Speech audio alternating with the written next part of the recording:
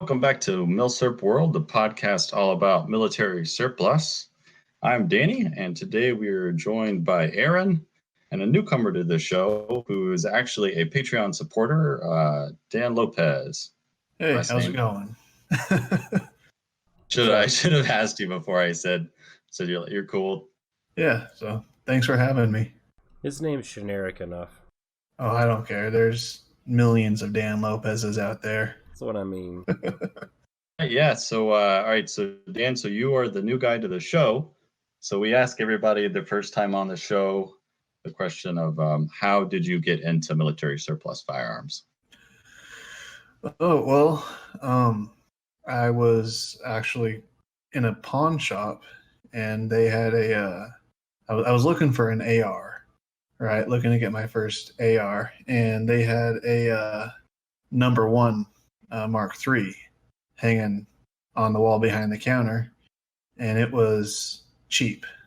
It was like $150, and I was like, I'm not going to pass up a cool looking rifle. And it was in nice shape, cool looking rifle for $150. So I bought it, and it took them 4 hours to run the background check. Oh, because it was an Ishapore number one Mark III. And the background check goes through the state police, and apparently they didn't know what an Ishapore was. So it took them 4 hours to get back and say, yeah, you can take the rifle home, because they'd never heard of Ishapore. Wow. What state was that? Oregon. So, or it was just a new person who was really, really bad at their job. Yeah, man, that's a crazy long wait time for one. I'd never waited that long on a gun purchase. Usually it's 2 to 5 minutes at most. Yeah. Because I'd bought tons of other modern guns, before, but that was my first Milsurp. So they probably freaked out. So that's the one that got you, the old smelly. Yep, and it was a 1920 manufactured gun, which I later found out they didn't make a whole lot of because it was right after the war. They kind of stopped making guns for a few years, so it was not a common rifle.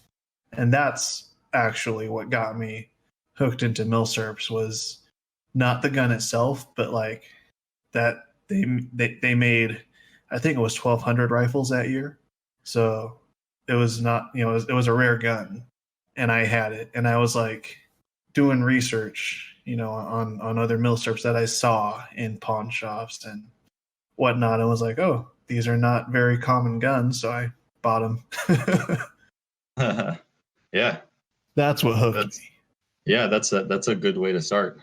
I wanted something that everybody else at the range didn't have. Yeah, for sure, man. You can break out some old guns at the ranges and people give you some weird looks.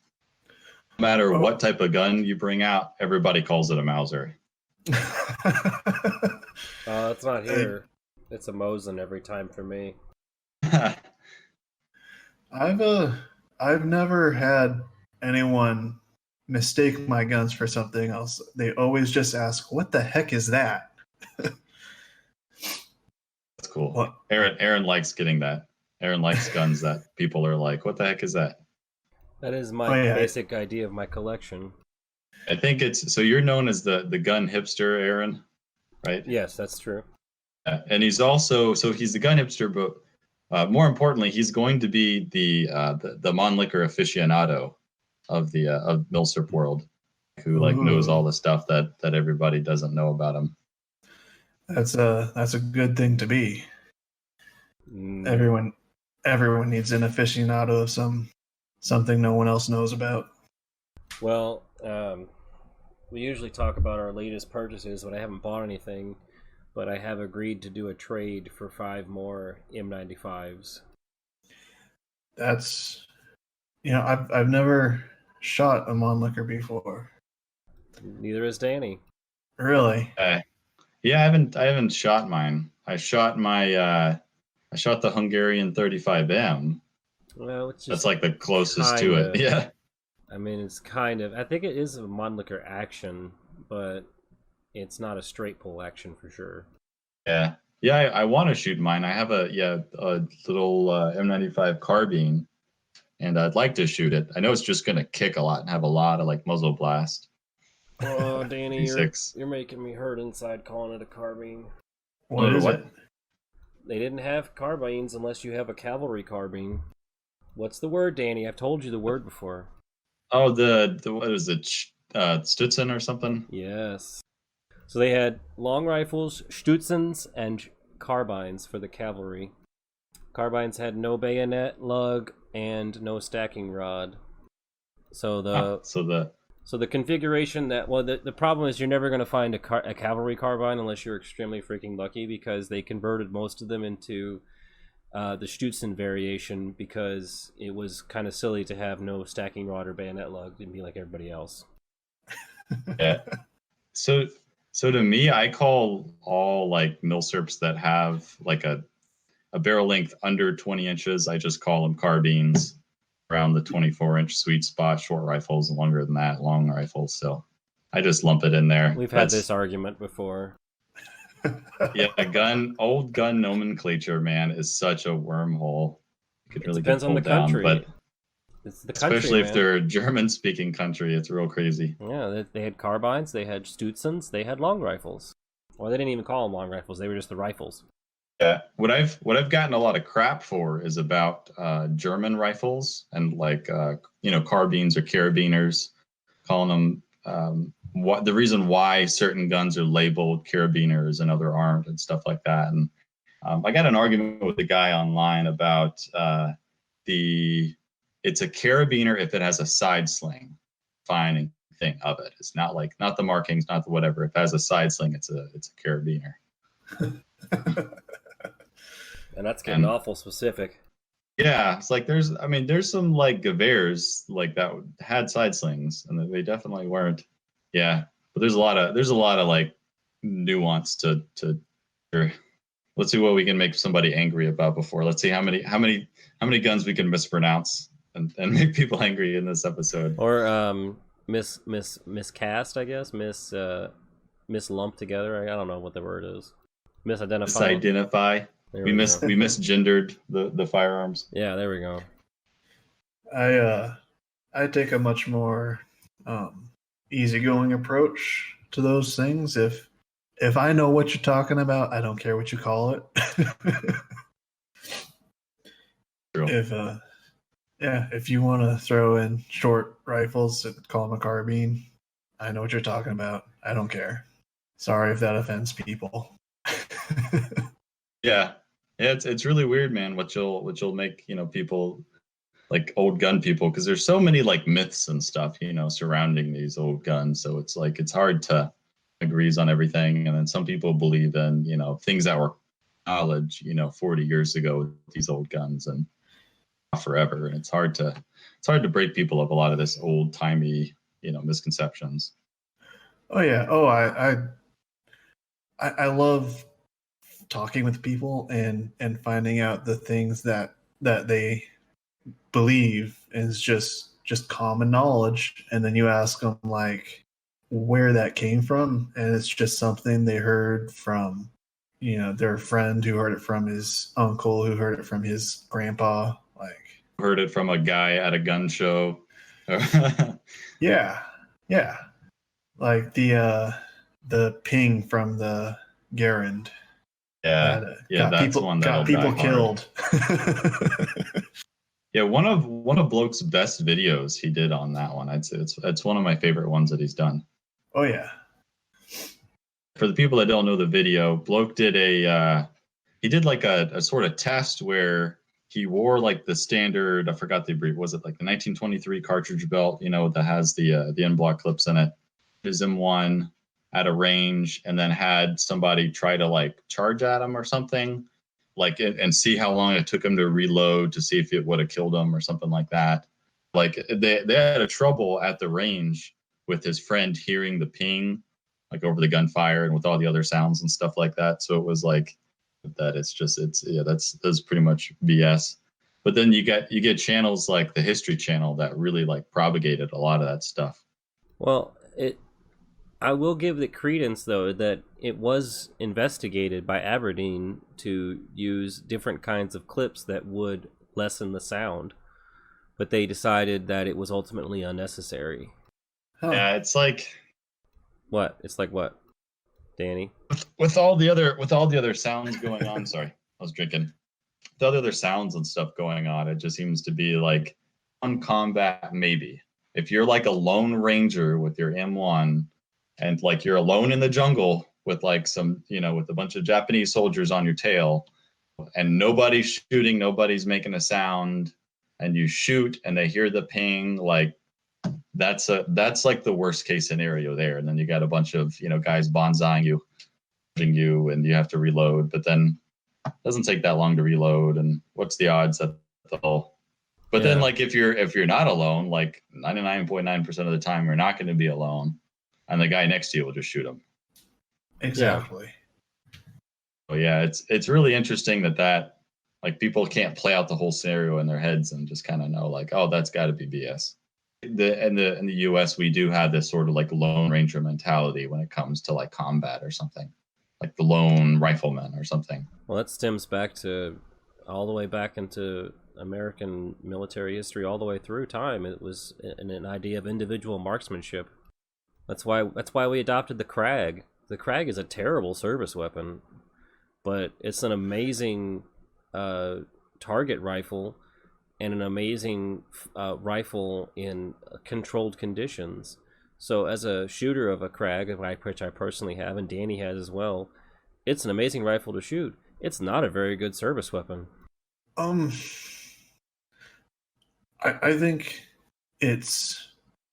I guess I'll push back on that a little bit, because it's good for what they wanted at the time, but it's not as good after the 1890s with the Mauser came out. Like they did not want the ability to reload quickly, so the terrible magazine design wasn't important to them. But then stripper clips and the shoot. They wanted the ability to reload without opening the bolt. Yes. Oh, it was the Danes. Didn't the Danes develop a stripper clip for the Krag? Yeah, they did. They had one. Yeah, it could have been done. They just also wanted a rimless cartridge. Yeah, the rimmed cartridge was its downfall as a good military rifle. I really want a Norwegian Krag because it's in 6.5 Swedish, and it's everything 6.5 Swedish for you, Danny. Yeah, I want all the 6.5 rifles in general. I want them all. Yeah, they're all amazing. I'm slowly working my way through the list of 6.5s, but I keep getting sidetracked. What all do you got so far? On 6.5s, a bunch of Swedes. I have the Carcano. I just got, this will sort of branch into the recent purchases. I just got a couple weeks ago I forgot, but I got a Type 38 carbine. Nice. Japanese Type 38. I've been wanting one of those for a while, and I've been looking for one that's got like all the accoutrement. I wanted one with a mum, and it like wasn't terrible shape. So I found one that had, all those, and it's not matching. That's like the only bad thing about it, but it's got everything else going for it, and the price was really good. So, oh well, can't beat that.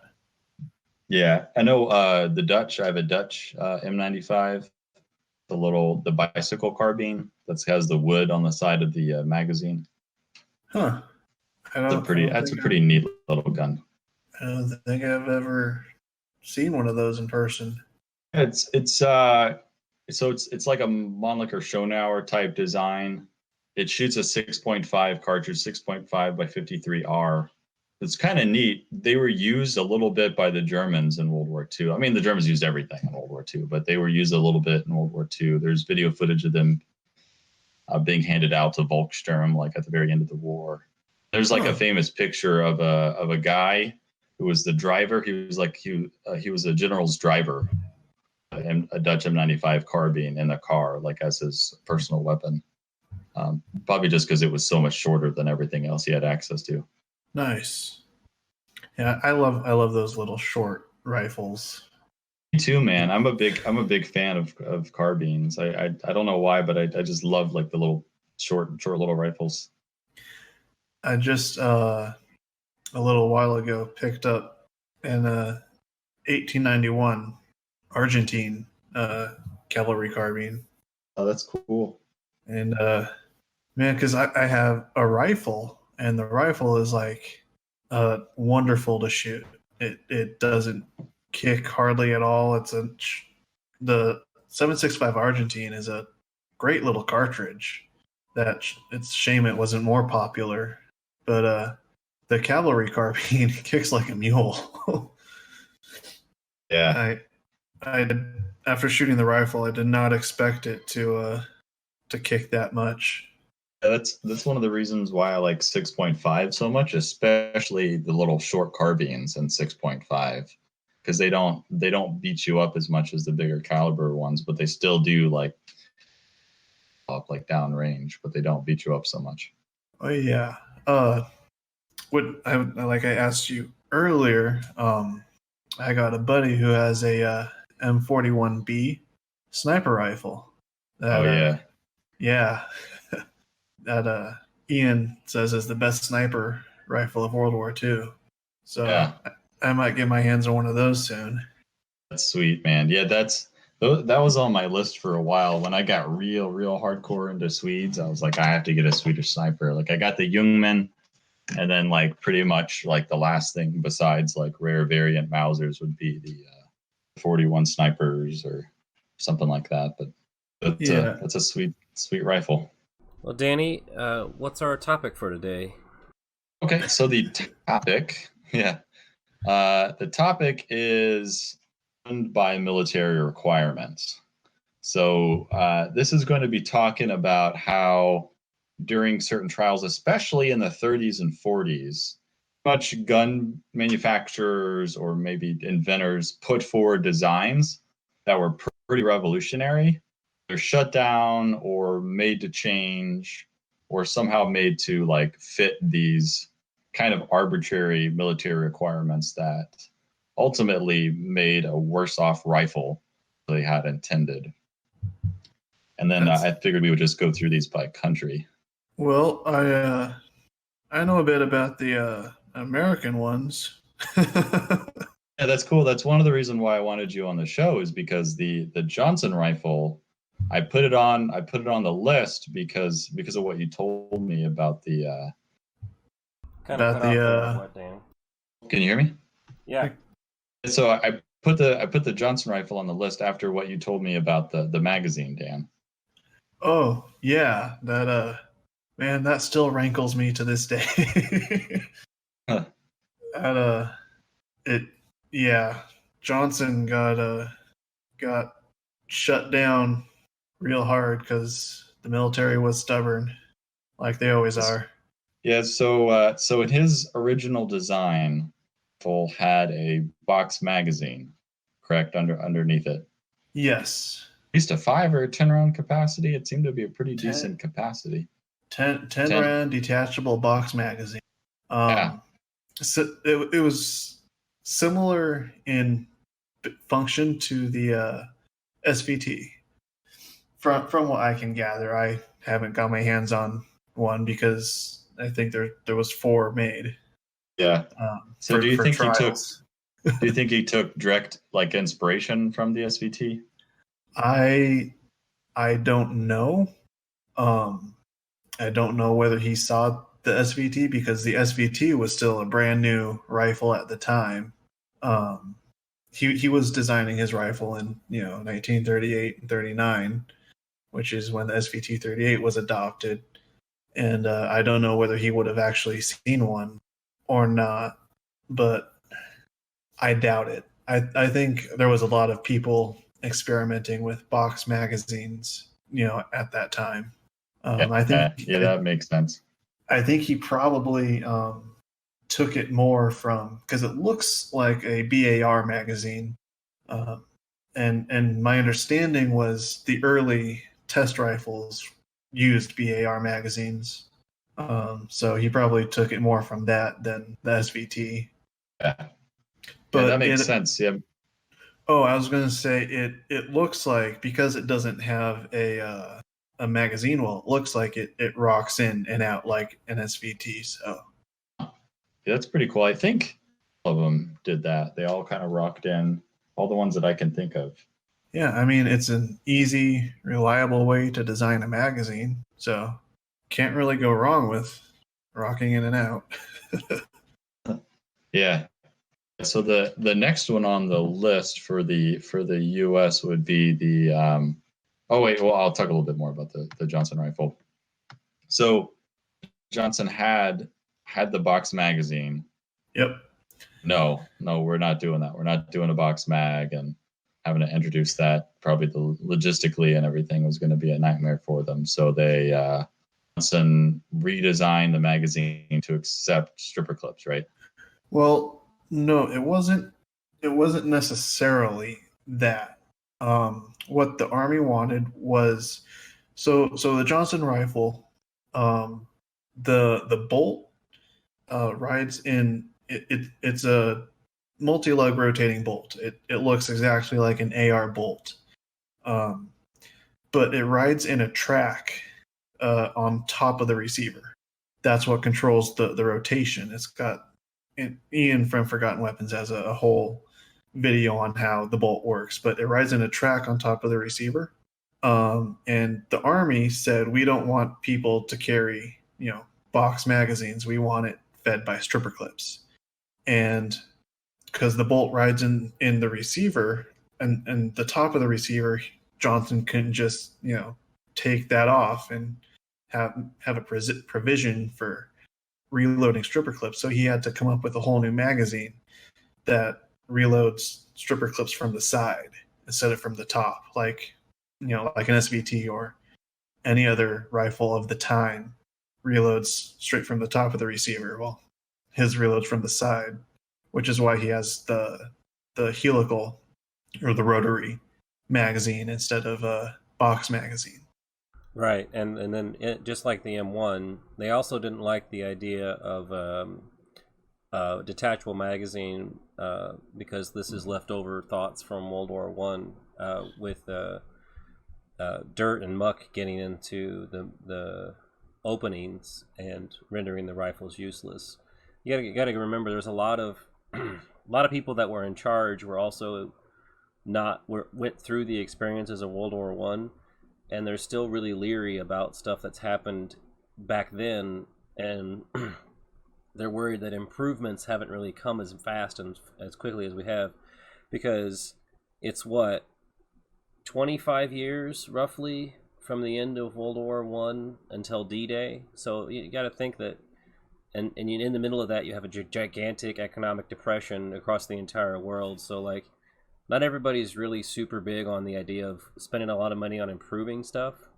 So there's still a lot of thought process way back in the day, just like we have in the beginning of World War One, where people were thinking it's going to be like the old days of pre-machine gun warfare, and then it goes into a massive slaughter fest. But it's just like that at the beginning of World War Two as well. It's just like, well, it's going to be like World War One. Yeah, well, I mean, also at the time it was cheaper to just mass produce stripper clips and not box magazines. Exactly. And there's always a fear that they're going to lose them. It always comes down to money, Danny, as we've discussed in the past. Yeah, I guess the thing that's so is that the M1 it's so easy to convert M1s to fit BAR magazines.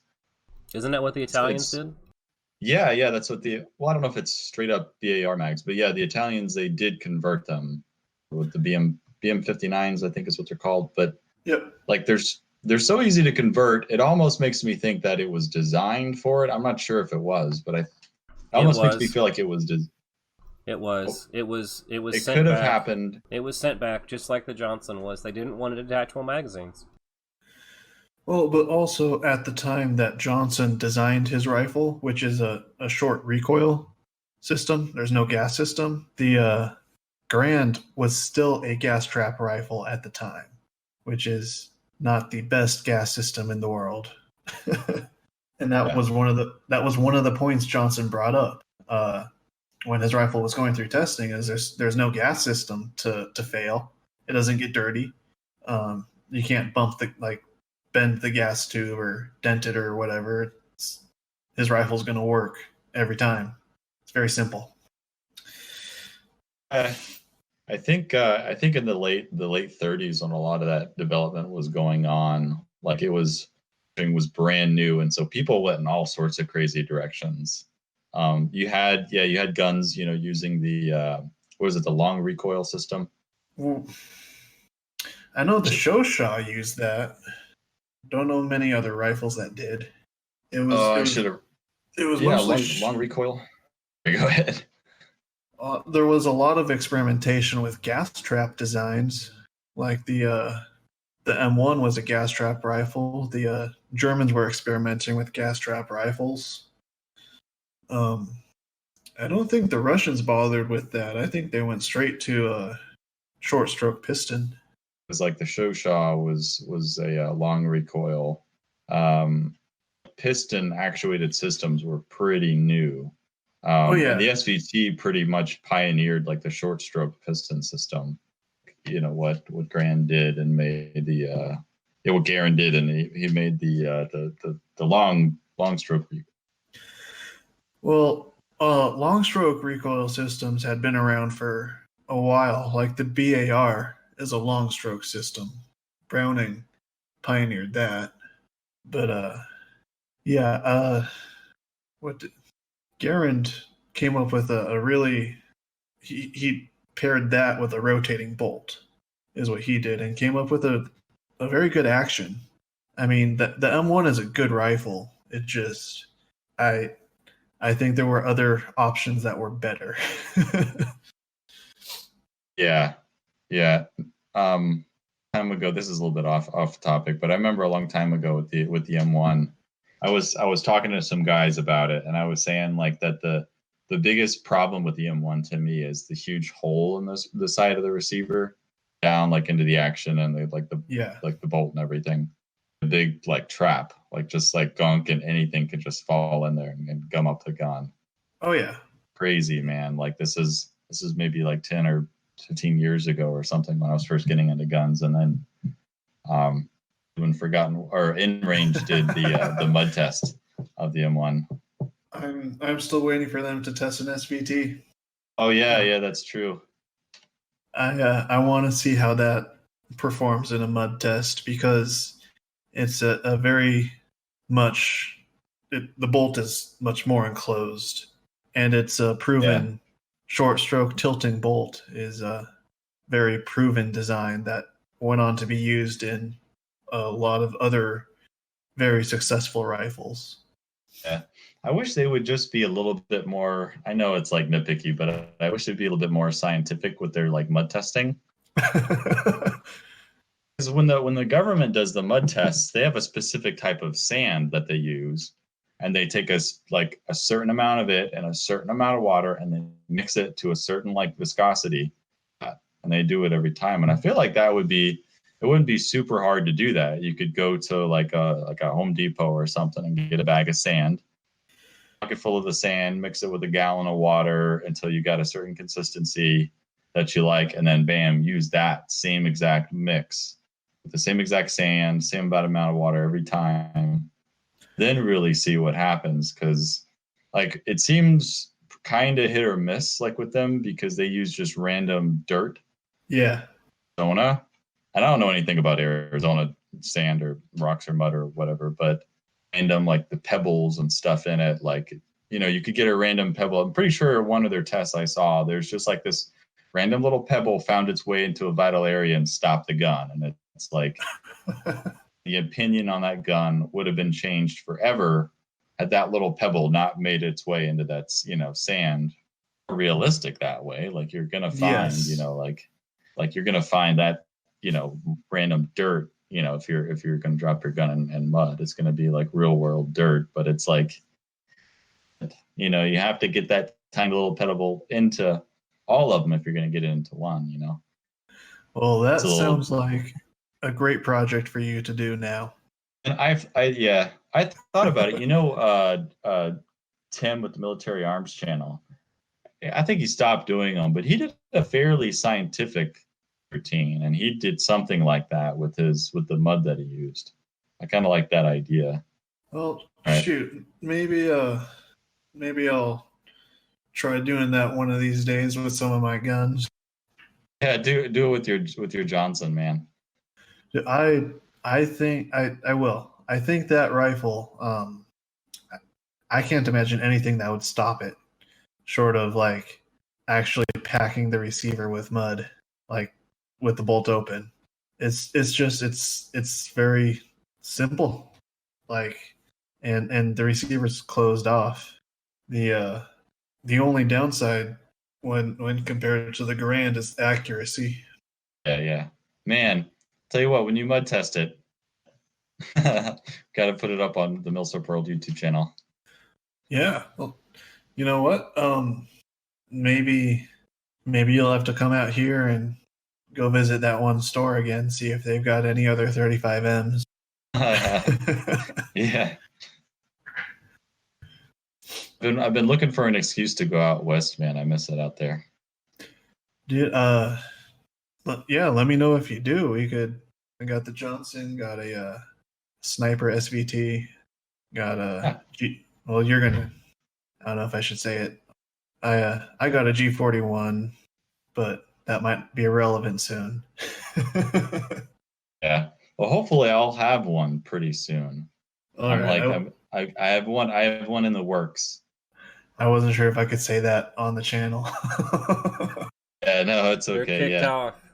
You're not allowed to be on anymore. Oh no! You're officially uninvited because you have something that Danny doesn't have, and it's always wanted.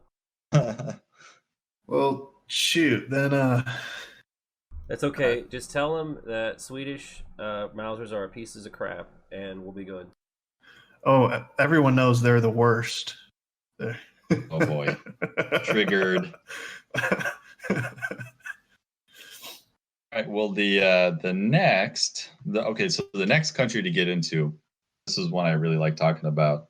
But the German weapon programs. How are you gonna talk about early semi-autos and leave off Peterson? Oh yeah. Sorry, I was skipping straight from U.S. to German. Go ahead. Yeah, I'll let you roll. I'm still salty that the United States didn't adopt 276 Peterson. Like they had a 7mm small bore, almost intermediate cartridge that could have replaced 30-06, and they it was General MacArthur. Yeah. Said nope, we're sticking with 30-06 because we had a shitload of 30-06 already made and money. Once again. Yeah. Which yeah. So the thing confuses me because his excuse was, we've got millions of rounds of 30-06, and the machine guns use 30-06, and we don't want to use two different cartridges for the machine guns and the rifles, but that's what we do nowadays anyways. Which is complete bullshit anyway, because even if you get into the larger guns, eventually the US fields two different 76mm anti-tank guns, which are different caliber guns. Oh man, see that's the thing with U.S. gun, like the U.S. military trials and the whole mindset and everything was so different. Like it changed so much in just a couple of years before the war and after. Because before the war, no, we're not spending it. Like they're really pinching pennies. They don't want to spend any money on these newfangled box magazines. They don't care. They want their guys to use stripper clips. I mean, Danny, there was the Great Depression. You know. Well, then why are they doing new rifle testing anyways? Well, the idea is that the onset at the end of the war, there were some designs that had come out, and it was pretty obvious that the the long rifle really wasn't necessary. So you start to see rifles, bolt action rifles, be shortened. So you start to see them be shortened into something that's a little bit more easy to carry, a little bit easier to move around with. So it was deemed unnecessary to have long rifles because your engagement distance isn't that far. So and then you also see prototypes of semi-automatics, and then you also see the full automatics come out, and you see this idea that, okay, maybe it isn't such a bad idea to give our troops something that's semi-automatic, because then at least, they have volume of fire, and you can do covering fire a little bit easier. And the idea being that the more lead you're throwing down range than your opponent, then you're going to be able to keep them down or take them down. So this idea comes across all the countries, but the U.S. is really the only one that pushes more so than all the other countries. Because the development for semi-auto has been around since Mannlicher came up with it back in the 1880s. It's not like this wasn't a new idea. It was just that it wasn't ever pushed because it was deemed unnecessary. It was unnecessarily complicated, unnecessary expense. You would have to, there was all kinds of excuses. There was excuses that I read one excuse for the Army. If it had a detachable box magazine, they'd have to change their drills, and it's like, yeah, you'd have to change your drills. Big fucking deal. Yeah. Okay, all right, that's great. Oh, it's so difficult, but yeah. BFD for a much better rifle. Make the guys have a worse rifle so that they can look good on parade. Yeah, but yeah. The M1 was originally 276. Well, they trialed one in 276, but it wasn't originally 276. They weren't sure which caliber they wanted, because at the same time they were trialing 276 Peterson with Peterson's rifle, but they also trialed a Peterson in 30-06 and a Garand in 276 and 30-06. So they weren't sure what they wanted to go with, and then MacArthur finally was like, no on the 276, put his foot down, even though it's ballistically superior in every way, especially for a shoulder-fired rifle. Yeah, I think the whole argument is that you have to have a 30 caliber cartridge in the machine guns. Even the Italians, they used a 30 caliber cartridge in their Breda machine guns and stuff like that. They did have some 6.5s, but 30 caliber projectiles are versatile than just ones even just a little bit smaller, in 7mm. So I can get where it comes from with the field 2 different cartridges, but kind of like I was saying before, how the whole mentality switched after war were declared, because they went in and they were giving people Thompsons in 45, and then they created the M1 carbine, 30 carbine, and it takes magazines. They had to produce all these new magazines for this one gun. So you got you essentially have 3 different one company of men or one squad of men could be fielding at any one time. Crazy. Yep. And they were still using 1903s as grenade launchers in squads. So then, even though at least he shot 30-06 like the guys with the M1s, but he had to have stripper clips. He couldn't have end block clips. It was the sort of logistical and the cost part. As soon as you get into the war and start dropping the big bucks, it's that was real dumb, but you're stuck with the nitpicky.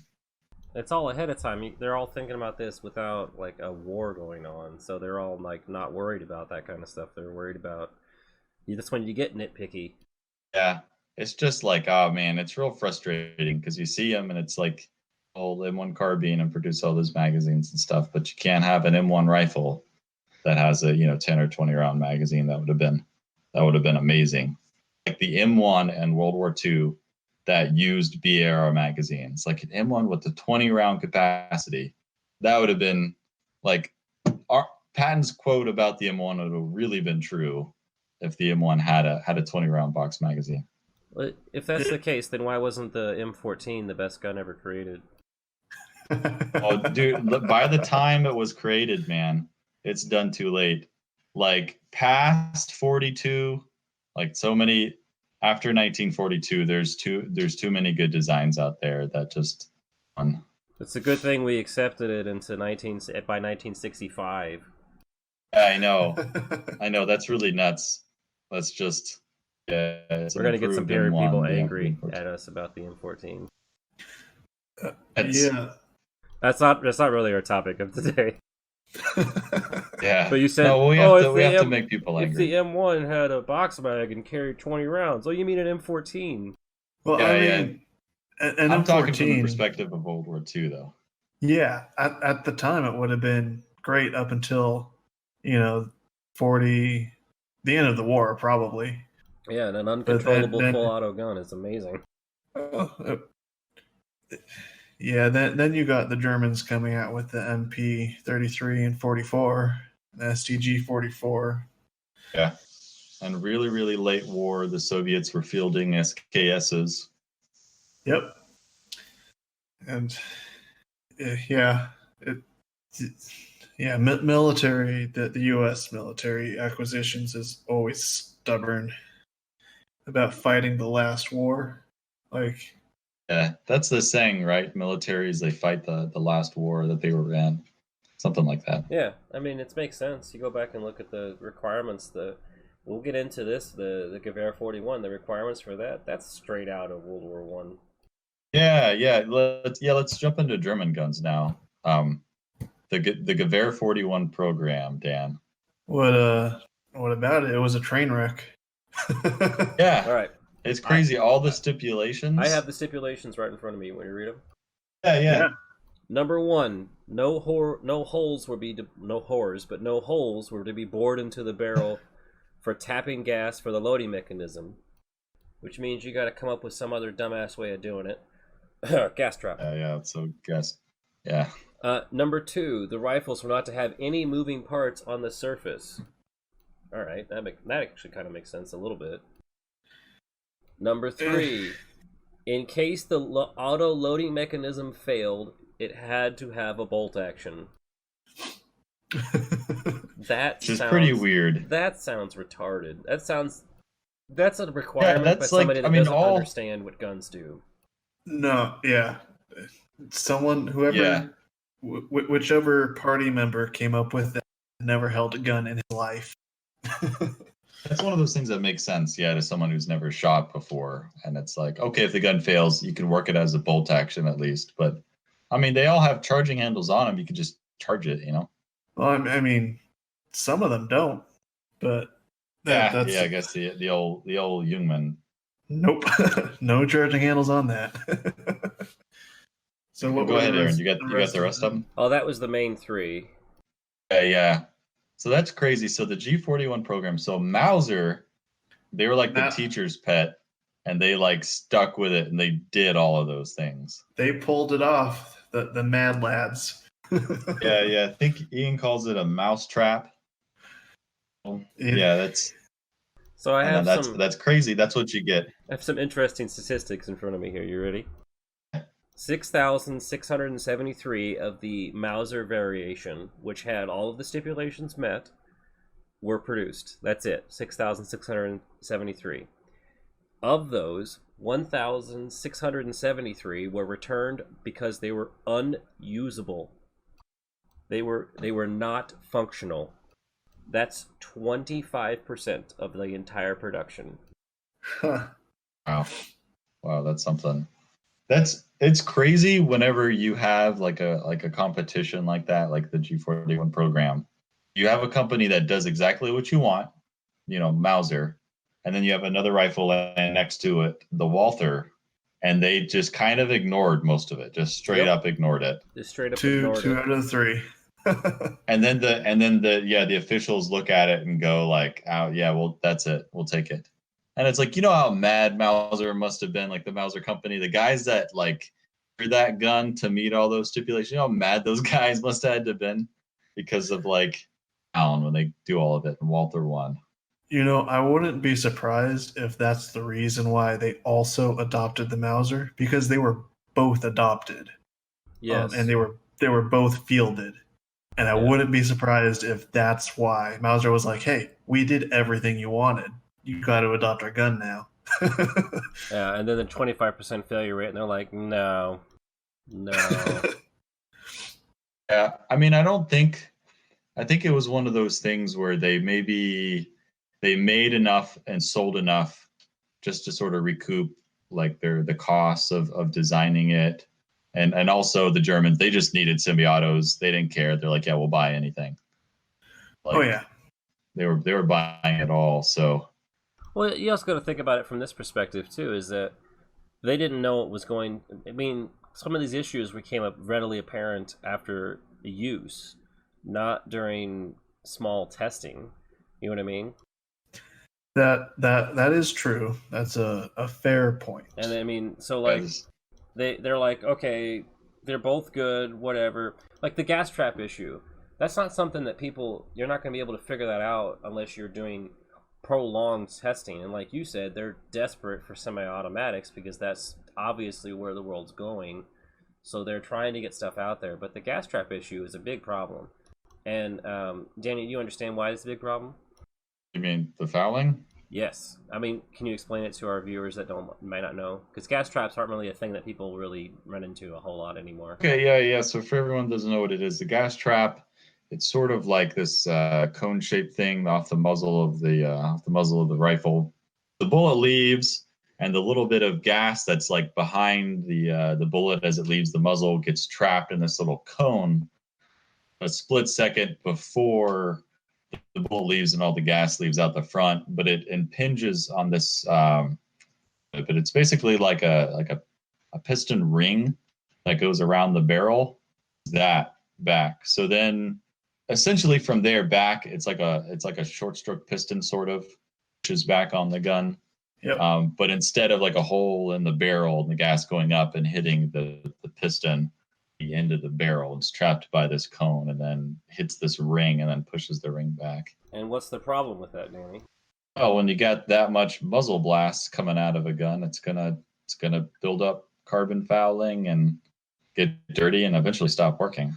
Yes, because it cools off very quickly at the end, and so it just builds up, and then your gun doesn't function. Yeah. So it was a very I've heard it was a very rifle, and as long as the guys kept them clean, like it wasn't so bad, but they definitely had to stay on top of it. Yeah, well, I mean that was part of it. Also, just the Walther's bolt carrier design, riding on the outside of the receiver, was a huge problem for that rifle, especially like in the winter. You got ice building up on the outside of the rails. There's a dog there. And there is. She must have heard something. Sorry about that. That's okay. It was neat seeing the. It's okay, man. It was neat seeing in-range TVs doing their mud test on the G43 though. Yes, It has the same like operating system as the. Don't get me started on those guys. Well, but it was. Go ahead, Dan. Oh, I want to see them do it because that particular gun has a shooter's kit in it, which greatly reduces the bolt carrier velocity. I want to see them. I want to see them do it with how the gun was originally built and see if it can overcome the mud. I think I commented on it. Overpowering everything. Or it just jams and then just destroys itself. Yeah, I want to see that too. Yeah, but I think I commented on the video and I asked if it had the shooter's kit in it. It has. If they've taken that to matches, they must have. Carl must have done that. I know he would have done his research and done everything correctly on it. But with the reduced piston in it, or the reduced gas system, it's not going to be as reliable as the mud. So more longevity, yeah. But if you're going to mud test it, oh man, do you know that if it does have the shooter's kit in it? I know it does. Well, I don't know if it did when they tested it, but I know it does. Carl put one on it. So my assumption is that he didn't bother taking it off, to do a mud test. Yeah. So Yeah, I mean, man. I wish he would have said. He said like the gun. He said something like the gun's all original or something like that, or the gun's all, and specifically mentioned the gas system, which is like would have been really important to know for that test. yeah. But yeah, if you watched his comparison with the G41 video, he says this rifle has a shooter's kit in it, but it works the same. He explains how it just changes the gas hole diameter. I don't have a shooter's kit in mine yet, so maybe I need to mud test mine then. Do it. Talk about triggering people. Yeah, I know. Maybe I can do that. I'll mud test that. I'll mud test the Jungmann. I'll mud test your SVT. That's dirty. That's another one I want to see tested, the Jungmann, because that looks like it would be pretty mud resistant. Yeah, like if if the SVT looks sealed up. Well, so after the Gewehr 41 or the Gewehr 41, what did they go to, or what happened, I should say? Yeah. So Walther won the program. They went with that. Eventually, I guess the government loosened up its restriction on drilling the barrel for. Well, you gotta think about something. What did they encounter? Well, you're talking about the rifle wise? Yeah, what did they capture and went, shit, this is how we should do this? Oh yeah. So when the Germans invaded the Soviet Union, they were in the process, and like they were going to replace all M9130s. All the Mosins were being replaced with SVTs.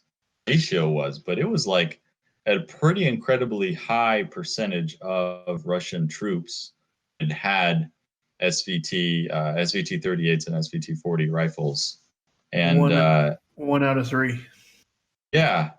I mean, it was they had a bunch of them, and even if you're like everything's going fine, you're winning or whatever, when you're passing these guys and capturing these guys and everything, or fighting them to the death, because the Russians fought to they held on bitterly in some cases.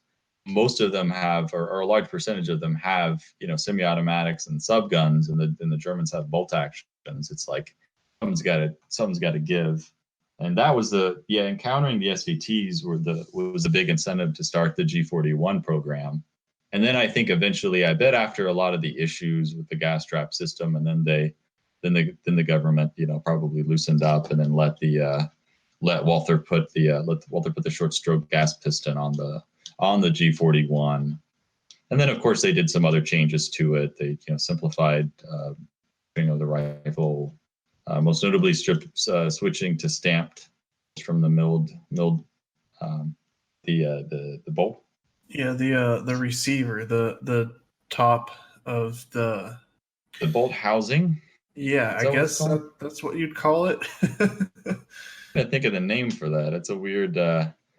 It's like a weird kind of system, so it's hard to me remember. It's not the bolt carrier. The bolt carrier is like the part that flies back and forth on top of the gun, but it's like the bolt housing. Or guys are going to be guys will let us know in the comments, I'm sure, for what we're missing out on. But that was milled on the G41. They switched it to stamp on the G43. And they straight up copied the SVT. Added a detachable box mag too. Oh yeah, they copied that with the SVT as well. They made the 10-round detachable box magazine. They also enlarged the trigger guard. If you compare a G43 with a G41 trigger guard, it's like twice the size. And you could tell that's directly from those cold Russian winters. Yep. Yeah. And the G43 was a much better gun. And they overgassed it, of course, because they wanted the reliability. So sorry, I was just reading a little fact here. Do you know why they switched it from the G43 to the K43? I assume it was something that Hitler wanted.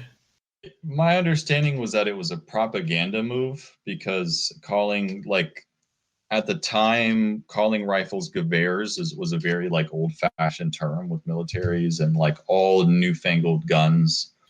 had carabiners or had the name carabiner in it. Being called a Gewehr was like an older sounding term, and so I heard it was mostly like propaganda or to make people feel better about their rifle. Here's the other thing: it's actually shorter than a K98K. It's, according to this, it's 2 centimeters shorter, so it made no sense to call it a Gewehr because it's actually shorter than the carbiner. So it's like, yeah, that's why they would switch it, because, I mean, it maybe makes sense as far as why they would explain it with the propaganda, Danny, but in reality, it's not a Gewehr because it's actually shorter than the carbine. Well, that goes back to, like, the whole why you call something a carbine, because the Germans were fielding guns. Are you back there measuring it? Is that what you're doing? Is that what I'm hearing you do? Yes, dude. I literally have my K43 and a K98K side by side, and it's, dude, the K43 is just a little bit longer than the K98K. According to this, it's 2 centimeters shorter. Overall length of both is the K43 is just like maybe half a centimeter or something longer. It is just a little bit longer. Well, that's propaganda debunked. Whatever. I was wondering if he was going to listen to me and actually stand up and measure it. Oh, I did, man. I totally did. I dropped my recorder, so I was quiet for a minute until I. So he was like, until I turned it back on. I just imagine Danny shot out of his chair. Is like, I don't believe this bullshit. Well, it was so funny because I just happened to have behind me in my chair is a K98K and the K43 side by side. So it was too good. It was too perfect timing. They just happened to both be sitting there, and K43 is a little bit longer. Just a tiny bit. But going back, what is it? The K98B? It's the same length as the Gewehr 98. It's called a carabiner. It gets real weird with the nomenclature, but I think it was more of a propaganda thing, old fashioned or whatever, to call guns Gewehrs. So calling them carabiners was like. I mean, probably it probably has something to do with it because that was the name that they used back when it was previously before Hitler. I mean, yeah. So the next gun program that I'd like to mention with the Germans is the MKB-42 program, which resulted in ultimately It ultimately resulted in the MP-43, MP-44, STG-44. So the German government, they wanted, it wasn't like a big trial. It's one of those, like, it almost sounds like it was like a trial that was going on the sidelines. But some pretty big arm manufacturers jumped into the trial, but they wanted something for the 8mm Kurtz, so 7.92 by 33, that would shoot that, and of course they, with a large capacity magazine, and they wanted something that was kind of like a submachine gun that shot this, 8mm Kurtz cartridge. The two main competitors to the program was Walther and Heinel. Yep. Cool. And Heinel was the more successful one of the two. Of course, it was Hugo Schmeiser that was really behind that gun, and that guy, he did some pretty incredible work. 42, and like if you look at that thing, that's a realistic looking gun, and I can only imagine like what dudes thought of that when they first got their hands on them, like when they were first handing them out. That's the gun that ultimately turned into the world's first assault rifle. The way, oh God, I said it. The world's first assault rifle. There's a lot of people that disagree with you on that. Oh gosh. What would they say? Even is your the own world's first assault rifle? Even your own channel, Danny, where you suggested the Vetterli would be considered one. Oh yeah. So I think So, cool terms of what an assault rifle is today. Yeah, probably the MKB-42 was like the first assault rifle, concept-wise. If you're talking about a rifle that shoots an intermediate cartridge with a large magazine to fit it, it was a bit of a stretch in that video. I know. It was a bit of a stretch. most people they say, well, oh gosh, what was that? What was the gun in World War One that a lot of the people say was like an assault rifle? The name, the was it the Mondragon? The Mondragoon? Oh, that was the first semi-auto rifle. Well, that was a 7mm Mauser. That was a full power cartridge. Fedorov. Oh, the The Fedorov Fedorov. Optima. Ah, the AVT. That's what I'm thinking of. Yeah. So a lot of people say that was the first assault rifle, right? Because it has a big magazine. But I would say it is a huge stretch.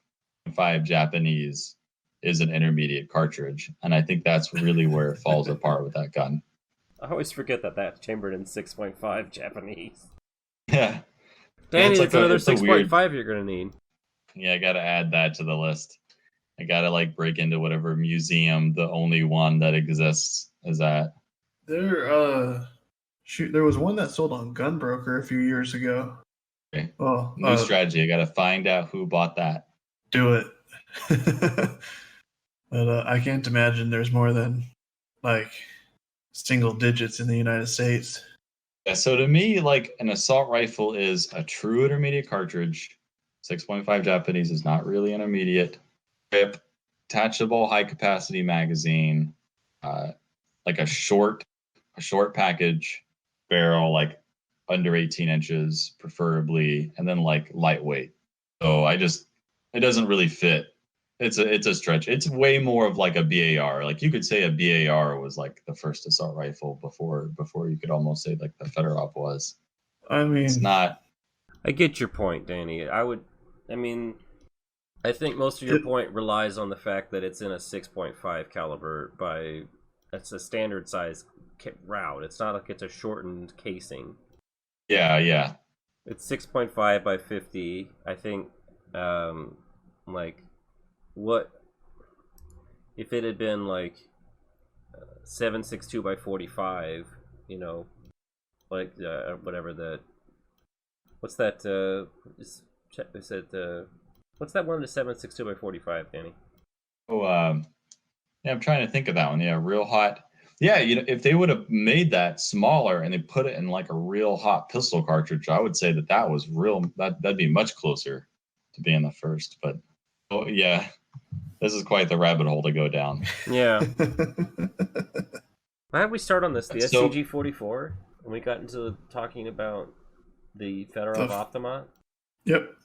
All right, so the assault rifle.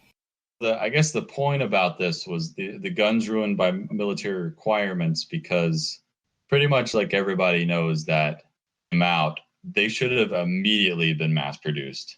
Oh yeah. Well, the SVT was almost ruined by Russian military requirements.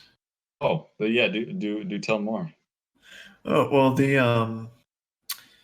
the Russians held a trial for their new rifle in 1936, which was the same year the U.S. rifle trials were held, and Semenov won the competition with his AVS. So Tokarev rifle, his rifle, almost wasn't adopted. The Russian military almost got the AVS 36 instead of the SVT. Crazy, because that AVS 36 it's something complicated. That's yeah. It works, but it's way too what do you call it? Complicated is really Rube Goldberg. That's what it is. It's a Rube Goldberg device of a gun. I'm reading this as that many of them went into the Winter War without being cleaned off of their storage grease, which then froze solid. Oh man, that's pretty much everything that Russian that went into the Winter War froze solid. All right, so what this is saying is that this is just really bad. So the AVS was not a satisfactory design. The operating mechanism was overcomplicated, and the problem was made worse by the rifle's construction, which let dirt get inside the weapon. The rifle was also particular about ammunition quality. You know, Russia, you can get really high quality ammunition, right? Especially during wartime. The muzzle brake design also proved to be a failure. The rifle was nearly uncontrollable in automatic fire. Some of the problem was traced to the magazine, which was deemed too long. The production was fully halted in 1938, and a new competition was started with Tokarev and Simonov doing the designs. That's when the SVT-38 came in. Yep. Did you've seen Forgotten Weapons, Ian shooting the AVS-36, right? That was a good video. I've honestly never seen a gun launch brass like that gun did. Yeah. He could fire a full magazine and the gun would be empty before the first cartridge hit the ground. It's insane. The Germans did capture a bunch of AVSs. Picture of like a German soldier using a AVS-36. They did get the design, but I'm pretty sure they were like, nope. We're not reverse engineering this or nothing. We're just it was Tokarev definitely had the better design, but unfortunately, like often happened in the Soviet Union, the party members get to decide what rifle is adopted, and Simonov was a party member of politics. Yeah, Whoa, are you saying his rifle won? Wait a second. Are you saying that political connections influence choices rather than actual quality of work? that must have been a freak thing, and only in the Soviet Union. Yeah, that must have been something to else. do with communism or something. I don't understand what you're talking about. So, about the about MP44s and stuff in World War II, is that the Germans, they couldn't make a lot of ammunition for that. Like they definitely, I mean, they could make enough of anything, right? But enough of the 8mm Kurt. So it was something that if you do the math out of guns, the total amount of ammunition, something like that, that the soldiers, they basically only had like amount, but it was something like, it was like 5. They only had like 5 rounds a day, something like that. Like if you do the math, like each soldier had 5 rounds to shoot like per day, MP44s, and then they were issued less and less magazines. So a lot of times they would have to they would have like maybe 1 or 2 magazines, and then they would carry like a box, or they'd have magazine like spare ammunition, and they'd have to reload the mag and then put it in their gun and then shoot. Only like a section of that gun, of the magazines and of the ammunition, was like a big hindrance to its combat effectiveness.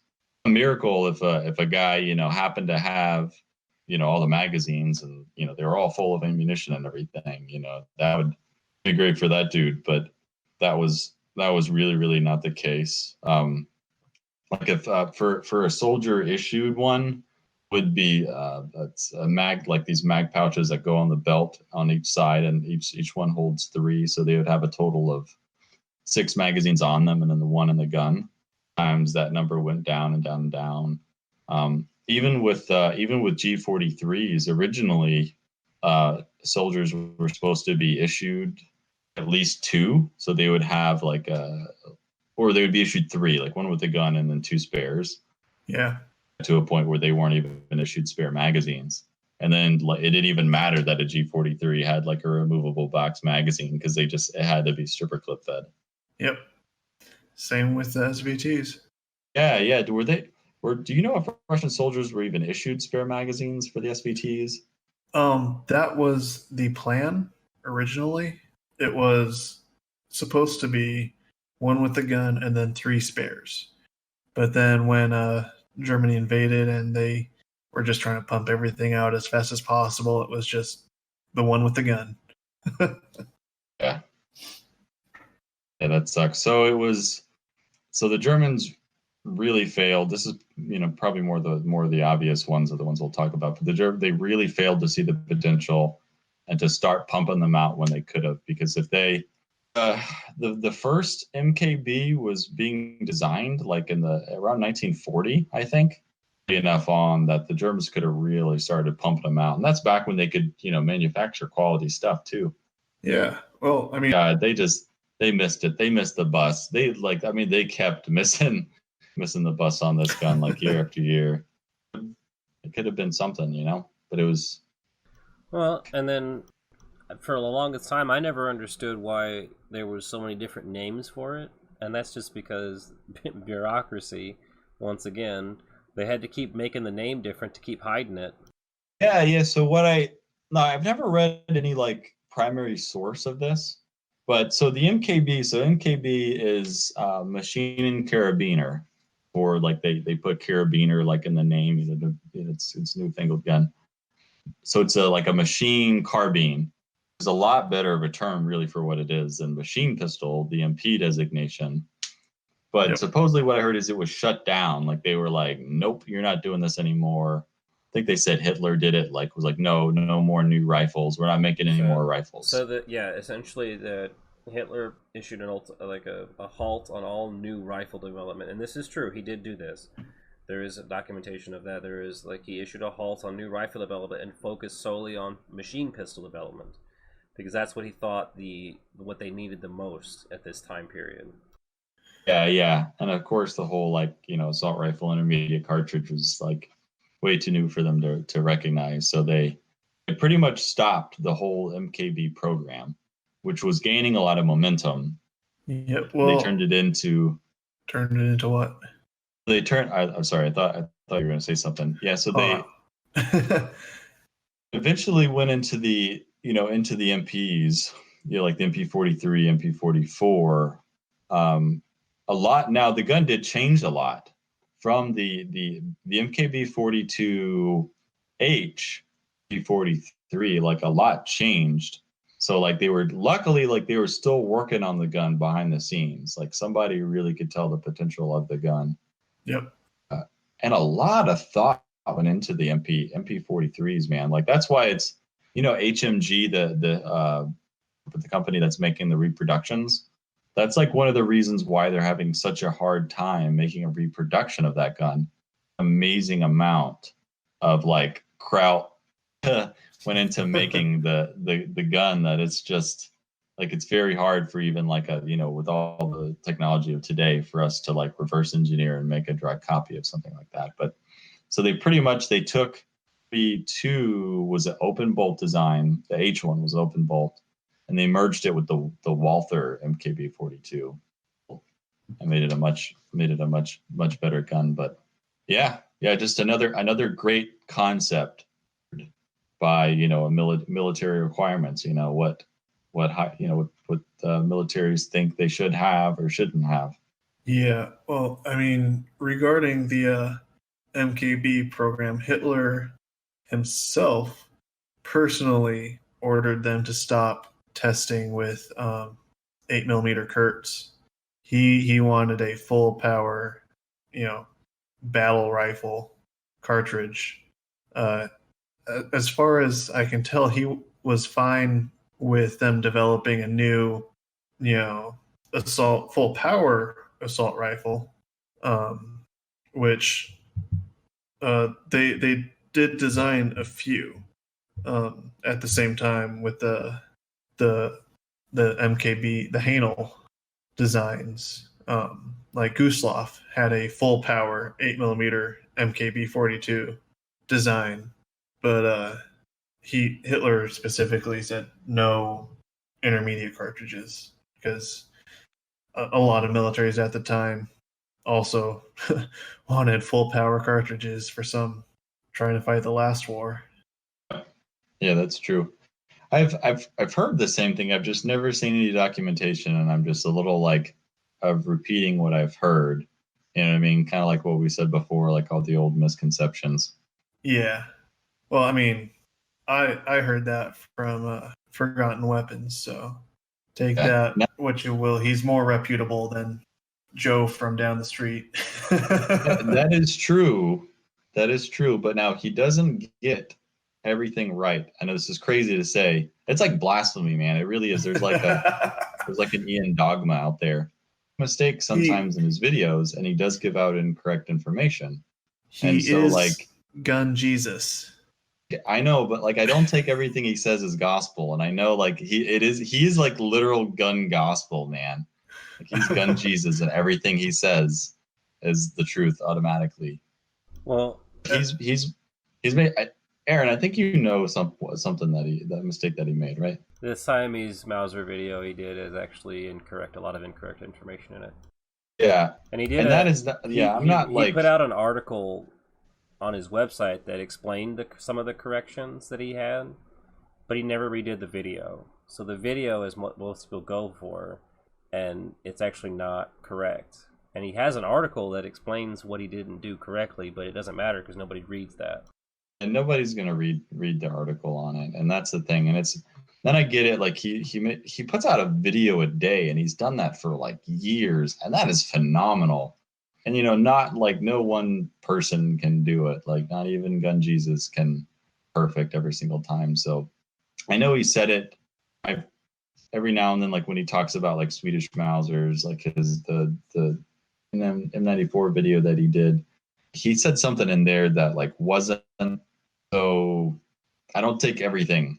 This is we'll get some crap for that. Well, anyway, but I actually found out something interesting, Danny. We were talking about the STG-44. I do know something that originally was chambered in 8mm cartridges.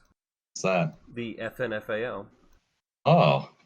So the first prototype was in 8mm cartridge, and then the prototype was continued to be developed until finally it was presented in 280 British, which was a 7x43mm cartridge.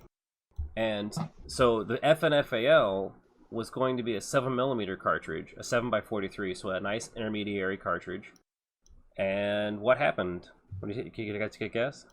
NATO? The United States. The United States said it has to be 30 caliber. Yep. And then they adopted it, right? That's why we use the FN FAL to this. Oh, wait, no, we didn't do that. So the United States just changed the trajectory of to be fair, it's one of the world's most recognizable assault rifles. It's one of, I would say, the top 3. Or maybe top 5 for sure. And at least into the rest of the world. Maybe not to the United States, but the rest of the world, they for sure know this gun. Yeah.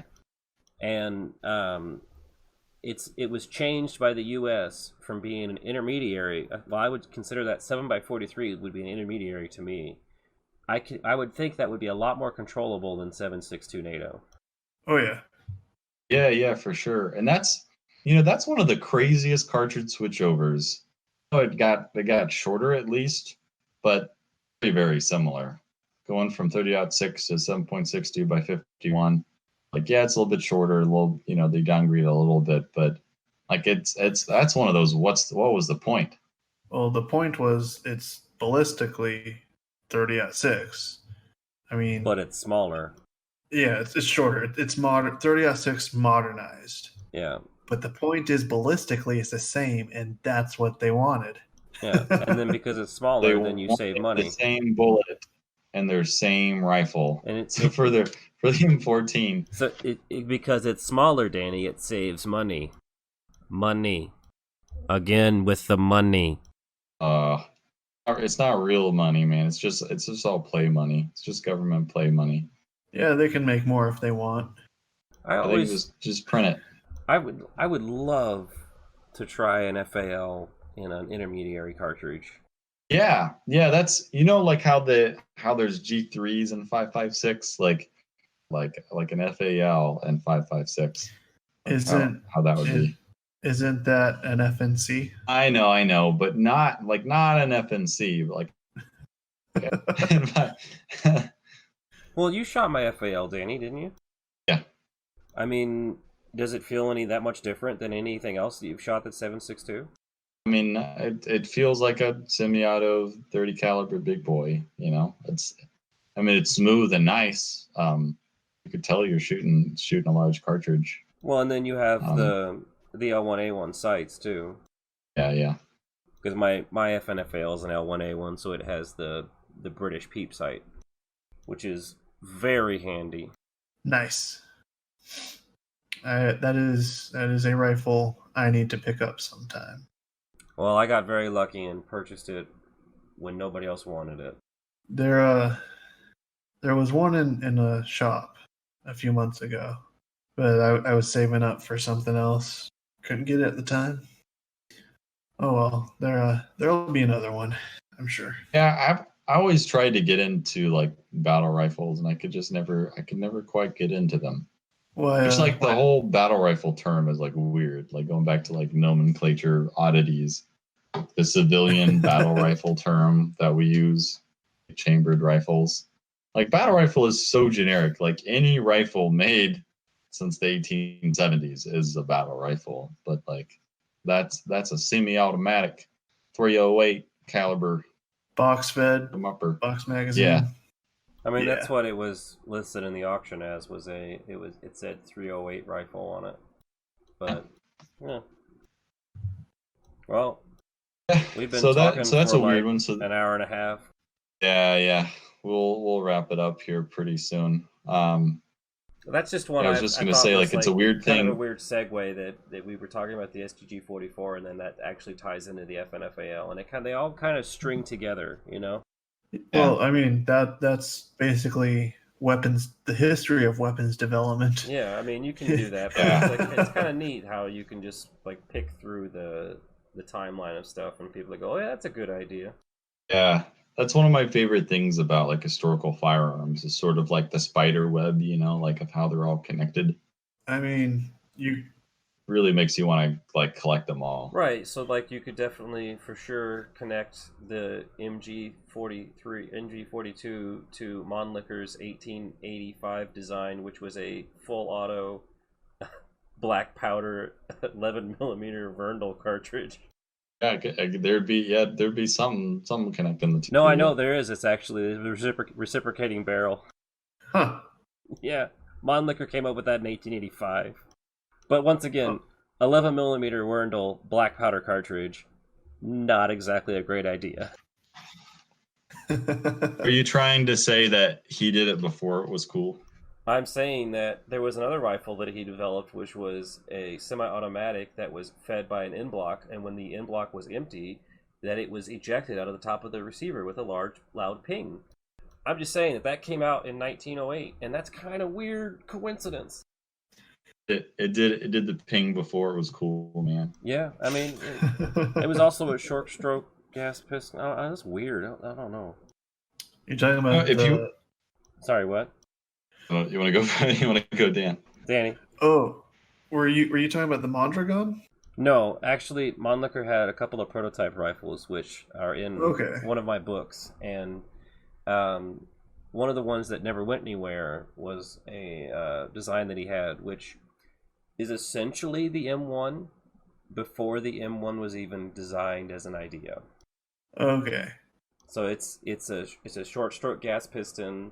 He realized very quickly with the straight pull design that converting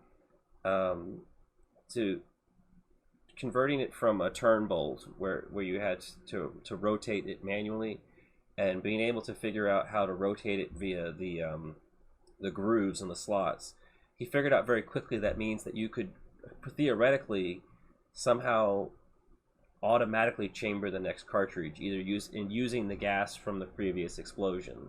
So he figured that out very quickly. So a lot of his designs are him trying to convince people that semi-automatics are a thing, but most of these are pre-World War One. So you got to think that a lot of people aren't going to be super interested because they're kind of they're overcomplicated, really, and they're expensive to produce, and they're also not seeing the benefit of it because they haven't had a large-scale war where they're like, I don't really see the benefit of. This is back when the United States had a magazine cutoff on their rifle because they didn't want their soldiers using too much ammunition. So it's like, the idea of giving a soldier full semi-automatic fire was insane. Like, that was an absolutely insane thing to do to somebody. So that he never really got anywhere with his designs. But I would really recommend. There's a book by hold on, I have it behind me. There's a book by Walter H.B. Smith, and it actually is a translation of a German book by a guy's name that I'm not even going to attempt to pronounce. But it's called Mannlicher Rifles and Pistols, Famous Sporting and Military Weapons. And it's not got a lot of good history behind the designs, but he goes into every single patent, basically, that Mannlicher ever filed. And he goes into the technical details of each rifle and pistol. And there are some very interesting ideas in here that just, like, I'm looking right now at the 1885 automatic machine gun, light machine gun, which was in 11 millimeter Verndl, and it's just like, what? He designed a recoiling barrel and a detachable magazine in 1885? Huh. That was way ahead of its time. And that is why Mannlicher is like the perfect, like, to like if you're a gun hipster. Thanks, Danny. He did it all before it was cool, man. I guess I've got some research to do. That is some really fantastic facts, though, man, about that he was able to do all that so long ago. And I think Othia said that too, right? That he's just this greatly underappreciated. Yeah, Othia and I developer. have a very large crush on Mannlicher and his designs, and that it's obvious that he is extremely underappreciated, but for the same reason the M95s are not appreciated is because it's hard to have national pride whenever your nation is gone. Huh. Because he was an Austro-Hungarian. That, yeah. Yeah. That That sucks, man. Yeah. Johnson's Well, the same way, Yeah, actually. I mean, there's a lot of people that get overshadowed. yeah, Johnson, Peterson was one of those underappreciated gun developers. We should really do an underappreciated gun designers episode, Danny. Oh yeah, Where that we just would be shit a good on one. Colt the whole time. Well, you know what Johnson did right after World War II, right? He went out and he bought some old Gatling guns. Like, I don't know exactly what model, but like black powder Gatling guns. And he hooked a little engine up to the crank. He wanted to see how fast he could make the Gatling gun shoot. And his conclusion was effectively there was no maximum rate of fire. The rate of fire was whatever the RPMs were on the engine. So he took that to the U.S. military and led to the modern Vulcan cannon. As he was the first one to hook an engine up to a Gatling gun and see how fast it could shoot. Wow, that's cool.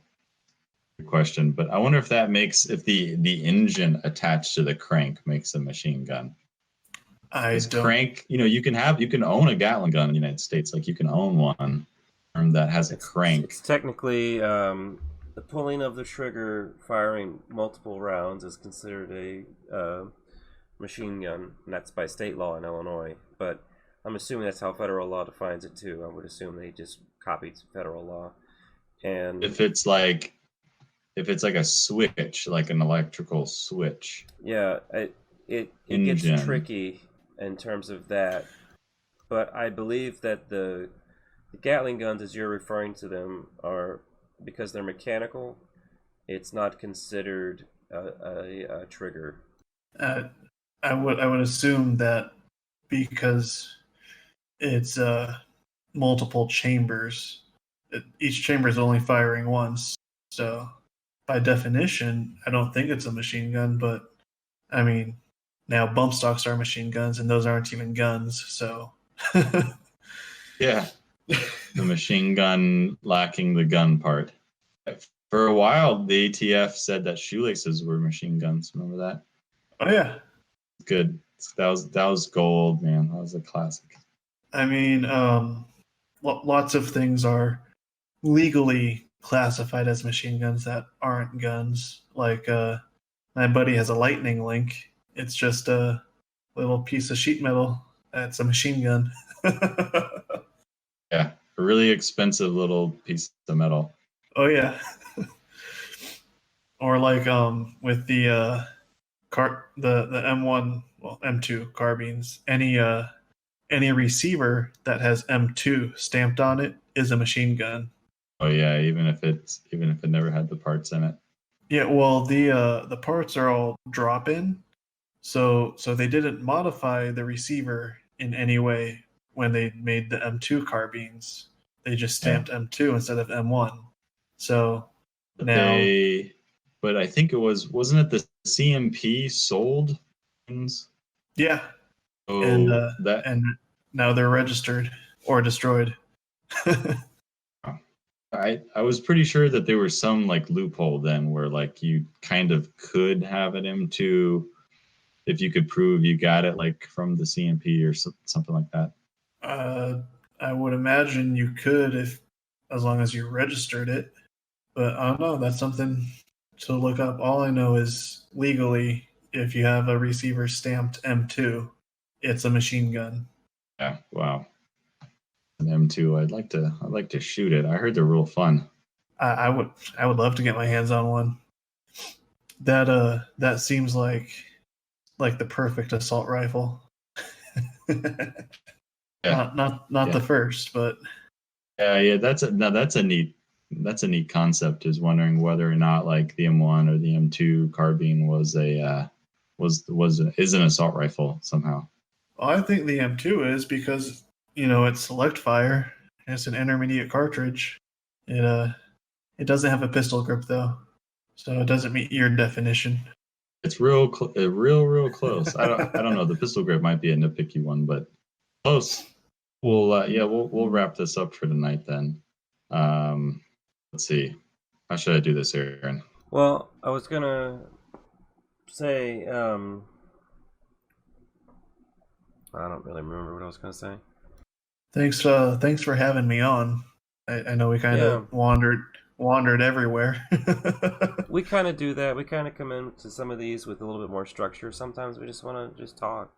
Yeah, I kind of figured that this is one of those broad enough topics that we would digress quite a lot and over the place with a topic like this. We just try to piss off the most people as possible, you know?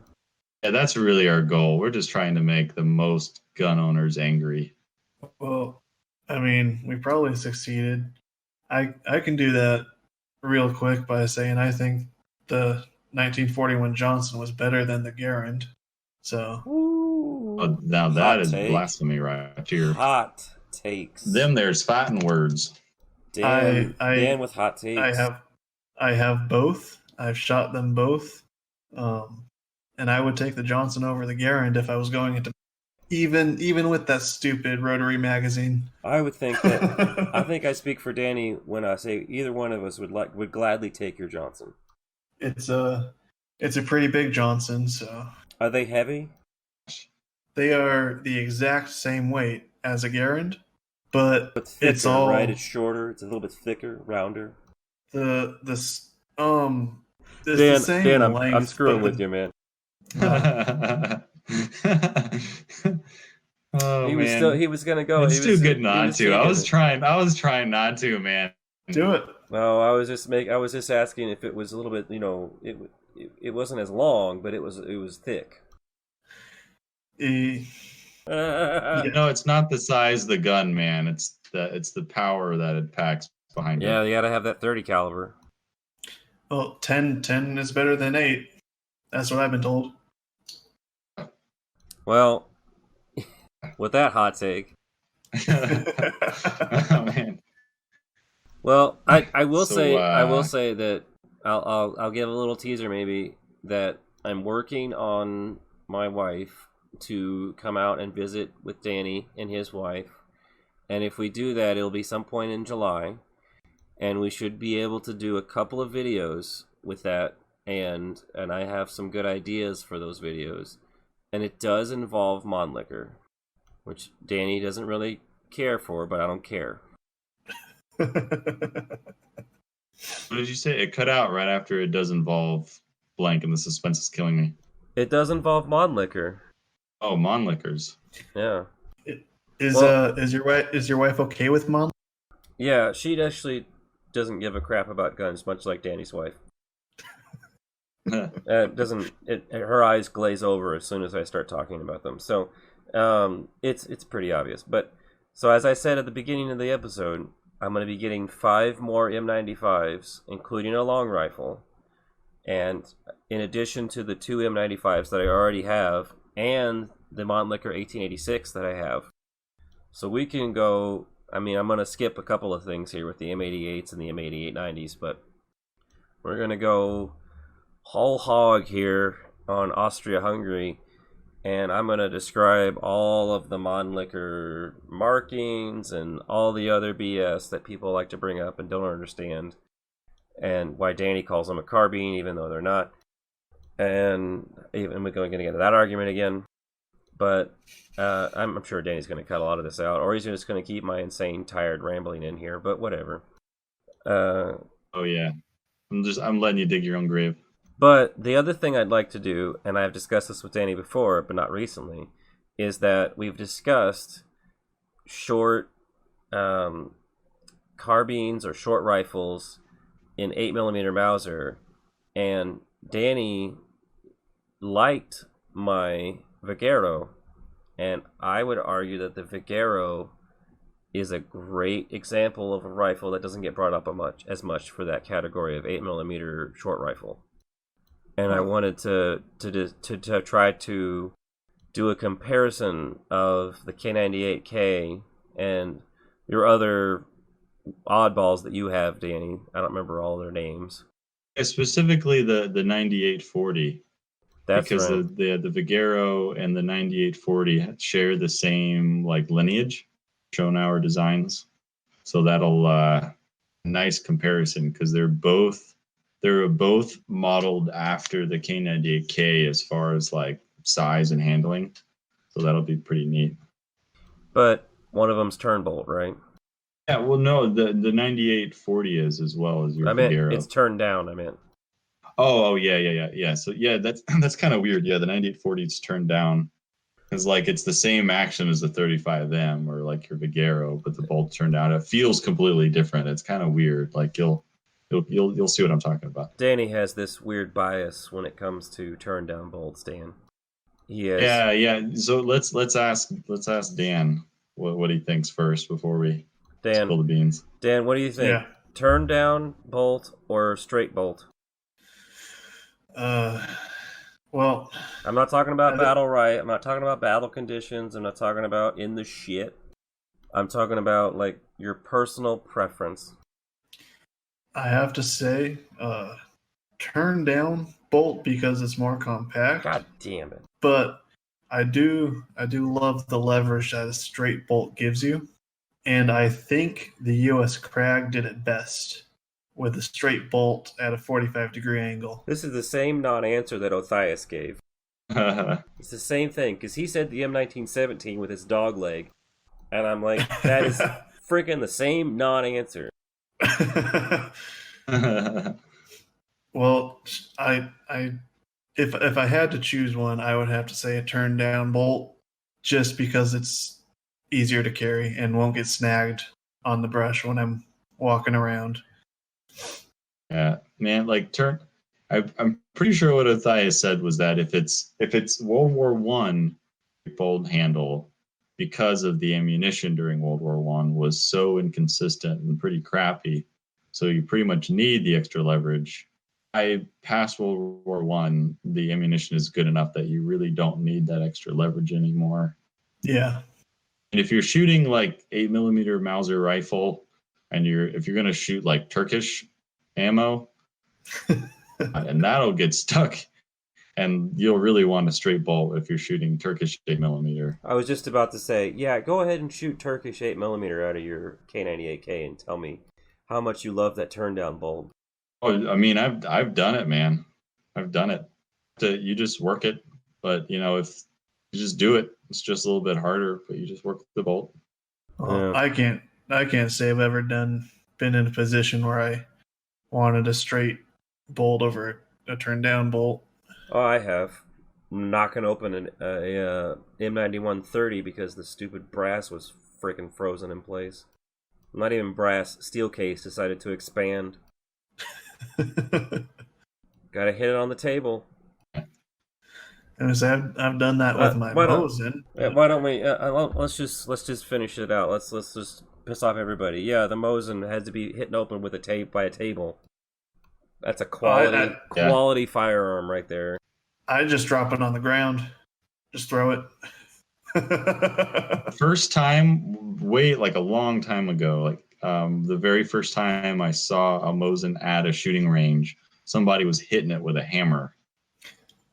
Sounds about right. I was like, oh, okay, like that's just how you work on those. We're over 2 hours, guys. We need to stop recording.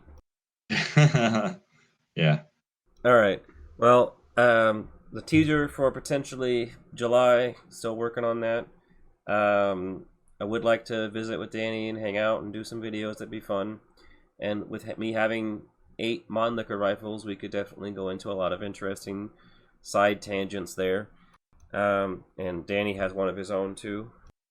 So that'd be 9 different Mannlichers. And then you have the other Mannlicher designs that you have, as you said. Too bad you got rid of that 35M though. You could have sold it to me, but you decided to sell it. If you had the money, I would have sold it to you. I'm just screwing Danny, I know. I told him to sell it anyway. I didn't have the money. What did you buy with it anyway? Yeah, You bought the Jungmann. That's what you bought. You bought the Jungmann with that money. I had to get it, man. Yeah, and you bought the 35M solely because I told you to, and it was the hardest thing in the world to sell because nobody knew what it was. Yeah, that was so true. It was hard to sell. That's the thing. You can get a rifle that's really rare and cool, but it's rare. Nobody knows about it, so it's hard to sell. Yeah. And you had to find that specific Mannlicher collector that was like, I need a 35M. Yeah, it was just a specific dude who happened to be into Hungarian guns. That's what I told you. So he knew what it was and wanted it. I warned you when you bought it too. I was like, "Nah, this is very niche." Yeah, it was a very niche gun. You did a video for that, didn't you? Yeah, Before I get rid of guns, I typically always try to do a video. That's right. Yeah, you did it in the rain, and you can barely hear what you're saying. Yeah, it was poor. I mean, it's Washington, so it was pouring down rain. But I bought that canopy tent that I was shooting underneath specifically, like so I could shoot the 35M before I sold it. That's right. All right. Well, thanks, Dan, for coming. Dan is a member of our Patreon, excuse me. And if you'd like to consider donating to our Patreon, there'll be a link in the description of this podcast, and there'll be a link in the description when we have it up on YouTube. Our YouTube channel is Milsurp World, as well as our Facebook page. And we also have t-shirts now. Danny has been sporting the t-shirts in all of our latest videos, right, Danny? Yep. And they are sweet shirts. I have a t-shirt now as well, so that's pretty cool. And if you use the promo code Milsurp World, that's 2 words, Milsurp World, you get 10% off your order, right? Danny, you get 10% off your order? Yep, 10%. Yeah. So, and that's not just our shirts, that's 10% off the whole order, so it's kind of neat. Nice. Yeah, it works for everything, and yeah, and Gunpowder Tees gives free shipping on all this stuff. So yeah, and they're high quality shirts. These aren't cheaply made. These aren't gonna like fall apart in 3 seconds. They're nice shirts. So I'm very happy with the one. Yeah, I was pleasantly surprised, man. I wear them. I bought just so that I could wear them all the time and not have to worry about wearing like any certain one out. And yeah, it's a good quality t-shirt, and I really love the huge. I mean, we weren't sure how big the designs were. We just told them what we wanted, so we were expecting it to be like maybe a like in the pocket, like a 4.5 5-inch like thing on the side, and a little thing on the back for the Mauser logo. The Mauser logo is the full back of the shirt. Yeah, I thought that was pretty awesome. I thought it would be real small too, but no, it's a huge logo on the nicely back. It's pretty detailed, awesome. and it's like the full back of your shirt, and I'm like, that's just really cool. If you just want a shirt that's got a huge Mauser logo on it, that's what you go for. All right. Once again, Dan, thanks for coming, and Danny, thanks you for coming on. Danny, do you have anything you want to plug, Dan? Not really. All right, Danny, did I miss any plugs? Cool. No, I think that's cool. Thanks for coming on, Dan. I'd like to get other patrons on the show. The only reason why we're still doing this and we're still able to do this is because of the money that the patrons give us every month. It keeps these episodes from being deleted. So the reason why the one you're listening to is still available is because of the money that the patrons donate to us. So yep, really appreciate it. And yeah. Oh, glad I could help out in a small way. Yeah. We greatly appreciate it. All right, thanks, guys, and I'm gonna say goodnight and stop recording. And stop recording. And stop recording. And stop recording. And stop recording. And stop recording. And stop recording. And stop.